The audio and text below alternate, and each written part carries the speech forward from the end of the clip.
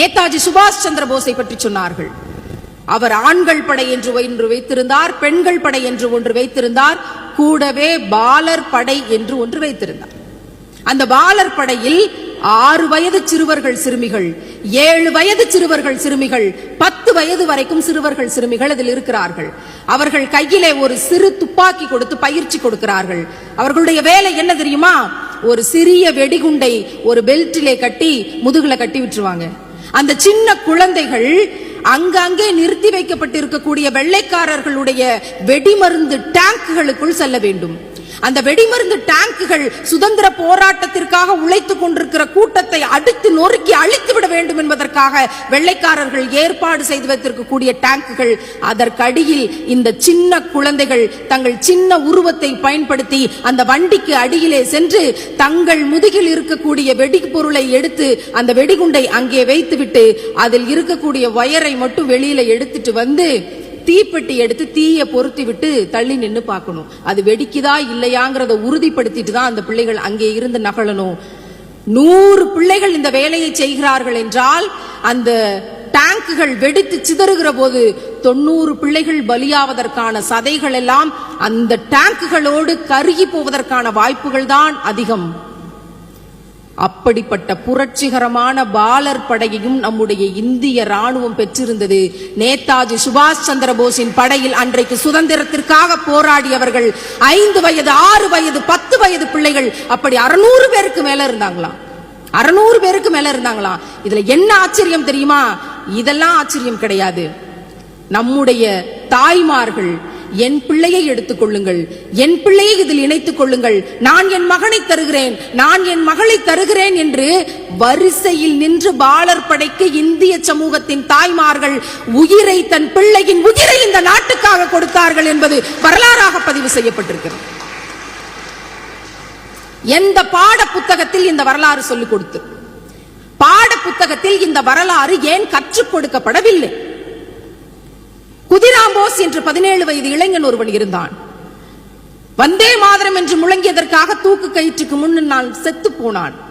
அவன் மரணிப்பதற்கு முன்பாக அவனுடைய தாய் அங்க நின்று கத்தி அழறா. இதுக்காக தான் நான் 10 மாசம் உன்னை சுமந்து பெற்றெடுத்தேன் மகனேன்னு அழும்போது அந்த 17 வயது இளைஞன் சொல்றான், அம்மா தயவு செய்து அழாதீங்க, உங்களுக்கு மறுபடியும் ஒரு குழந்தை பிறக்கும், நானே உங்களுக்கு மகனா வந்து பிறக்கிறேன், அழாதீங்கன்னு அவன் சொல்றான்.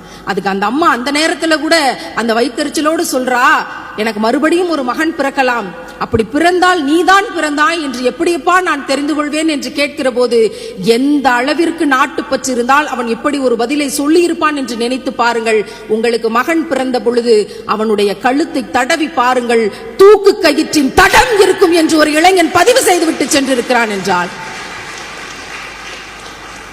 ஏன் குதிராம் போஸுடைய வரலாற்றை என்னுடைய பாட புத்தகங்கள் சொல்லித் தரவில்லை? ஏன் என்னுடைய அடுத்த தலைமுறை பிள்ளைகளுக்கு என்னுடைய கல்வி திட்டத்தில் இடம் இல்லை என்று இந்த மன்றத்தில் நாங்கள் கேள்வியை முன்வைக்கிறோம். இந்த மேடை நிரம்பி வழிய வழிய பகத்சிங்கை பற்றி சொன்னார்கள். பகத்சிங் பல உண்ணாவிரத போராட்டங்களை சிறைச்சாலைக்குள் இருந்து முன்னெடுத்த பொழுது பகத்சிங்கோட அப்பா அந்த சிறை அதிகாரிக்கு கடிதம் எழுதுகிறார். நடந்த கலவரத்துக்கும் என்னுடைய பையன் பகத்சிங்குக்கும் எந்த சம்பந்தமும் இல்ல, அவனை தயவு செய்து வெளியிலே விட்டு விடுங்கள் என்று கடிதம் எழுதுகிறார். அப்போது பகத்சிங் தன் அப்பாவுக்கு கடிதம் எழுதுகிறார், அப்பா என்ன காரியம் செய்ய துணிந்தீர்கள்? உங்கள் மகன் என்ன அவ்வளவு கோழையா? சாவுக்கு பயந்து விட்டீர்களா? அல்லது நான் சாவை பார்த்து பயப்படுவேன் என்று நினைத்து விட்டீர்களா? எப்படி நீங்கள் இப்படி ஒரு கடிதத்தை எழுத முடியும்? இந்த நாட்டிலே விடுதலைக்காக போராடியதற்காக என் உயிரை எடுப்பான் என்று தானே நீங்கள் பயந்திருக்கிறீர்கள். இந்த நாட்டின் விடுதலைக்காக உயிரை கொடுப்பதை விட வேறென்ன பாக்கியம் எனக்கு இருக்கக்கூடும் என்று ஒருவன் கடிதம் எழுதினானே. ஏன் அந்த பகத்சிங்கினுடைய முழு வரலாறும் இந்த கடிதமும் என்னுடைய பாடத்திட்டத்தில் வைக்கப்படவில்லை? ஏன் அவை கல்வியாக மாற்றப்படவில்லை? பகத்சிங்கினுடைய அன்பு தோழன் யதீந்திரநாத் தாஸ் என்ற ஒரு இளைஞன் இருந்தான். நாமெல்லாம் ஒருவேளை சரியான உணவு எடுத்துக்கொள்ளவில்லை என்றால் கூட அரை மயக்க நிலைக்கு சென்று விடுவோம். அப்படிப்பட்ட வாழ்க்கை வாழ்ந்து கொண்டிருக்கிறோம். ஆனால் வெள்ளைக்காரன் எங்களை அடிமையாக நடத்துகிறான் என்று சிறைச்சாலையில் போராடி 63 நாட்கள் தொடர்ந்து உண்ணாவிரதம் இருந்தான். ஒரு நாள் 2 நாள் அல்ல, 63 நாள் உண்ணாவிரதம் இருக்கிறான். 63வது நாள் வெள்ளைக்காரன் வருகிறான். அவனுடைய மூக்கிலே 2 ரப்பர் குழாயை அனுப்பி 2 லிட்டர் பாலை மிக விசையோடு அழுத்தி 2.5 லிட்டர் பாலை உள்ள செலுத்தணும்னு முயற்சி பண்றான். 1.5 லிட்டர் பாலை உள்ள செலுத்திட்டான். இன்னும் எப்படி இந்த 1/2 லிட்டரை செலுத்துவது என்று நினைத்து கொண்டிருக்கிற போதே அதையும் செலுத்தி தொலைத்து விட்டான். அவர்கள் எல்லாம் கொக்கரிக்கிறார்கள், இவர்களுடைய உண்ணாவிரத போராட்டத்தை தடுத்து நிறுத்திவிட்டோம் என்று. அந்த ரப்பர் குழாயை வெளியிலே எடுக்கிற போது வாயிலும் மூக்கிலும் கொஞ்சம் அவனுக்கு ரத்தம் வருகிறது. யதீந்திரநாத் தாஸ் நினைத்து பார்க்கிறான், 63 நாட்கள் ஒரு சொட்டு நீர் கூட அருந்தாமல் இப்படி உண்ணாவிரத போராட்டம் இப்படி பலவந்தப்படுத்தி இயலாத நிலையில் இருந்த என் மூக்கிற்குள்ளே செலுத்தி இப்படி செலுத்தி விட்டார்களே, என்ன செய்வது என்று நினைத்து பார்க்கிறான். அடுத்த நொடியில் அந்த ரத்தத்தை பருகுவதற்காக ஈக்கள் வந்து ஒட்டுகிறது. படார் என்ற அந்த ஈக்களை தட்டுகிறான். அந்த ஈக்களை எடுத்து வாய்க்குள் போட்டு விடுகிறான்.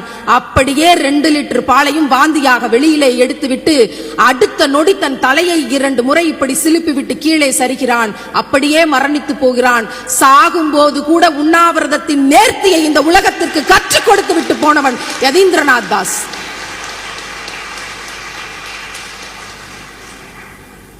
ஏன் இவர்களுடைய இந்த போராட்டங்கள் எங்கள் பாட புத்தகங்களில் செய்தியாக கூட அல்ல, கல்வியாக கூட அல்ல, ஒரு நிகழ்வாக கூட பதிவு செய்யப்படவில்லை என்பது இந்த மன்றத்தினுடைய கேள்வி. நாங்கள் கல்வி திட்டத்தால் கலையை வளர்க்கிறோம், கல்வி திட்டத்தால் நாட்டுப்பற்றை வளர்க்கிறோம், கல்வி திட்டத்தால் மனித வளத்தை வளர்க்கிறோம் என்று சொல்லிக் கொண்டிருக்கும் இந்த நாடு ஏன் இவர்களுடைய வரலாற்றை கொடுப்பதற்கு மறந்து போனது என்பது எங்கள் கேள்வியாக இருக்கிறது.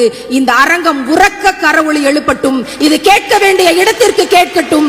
எமது உயிர் தியாகம் செய்த புரட்சியாளர்களின் வரலாறு நாளையேனும் பாடத்திட்டமாக வரட்டும்.